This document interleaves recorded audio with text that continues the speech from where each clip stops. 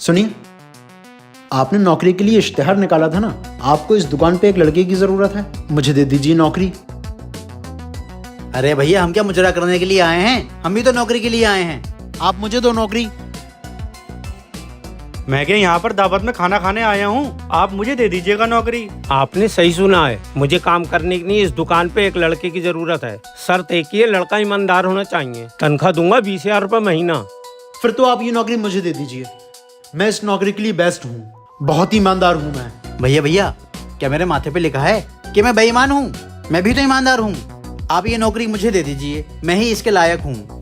मैंने क्या किसी का कुछ छीन के खा लिया है? मैं भी बहुत ईमानदार हूँ, ये नौकरी मुझे ही दीजिएगा आप। इस नौकरी के लिए कौन सही है वो मैं पता लगा लूंगा। ये लो, ये लो, तुम भी लो। ये पुड़िया आपने हमें क्यों दी है? इसमें तो बीज हैं। इसका हमें क्या करना है? ये बीज अपने घर जाके गमले में बो दो, और जब गमले में पौधा निकल आए तो मेरे पास आना। मैं तुम तीनों को 1 महीने का वक्त देता हूँ। जाओ, 1 महीने बाद आना।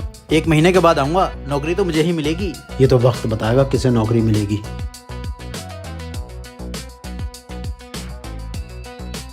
बहुत मेहनत पड़ गई, बहुत मेहनत पड़ गई। रात दिन इसी गमले में लगा रहा मैं। यहाँ से जाके तुरंत बीज बो दिए मैंने। दिन रात पानी दिया, धूप से भी बचाया। आखिरकार बीज फूटा और पौधा बनी गया।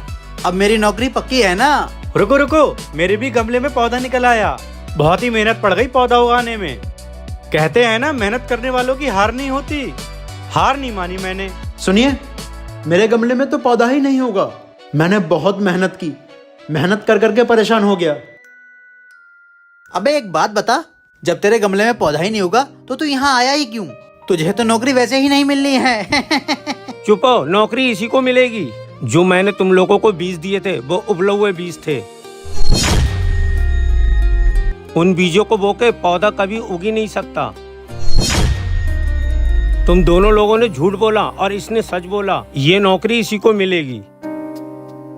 बेईमानी के बीज कभी नहीं पनपते और ईमानदारी का बीज हमेशा उगता है।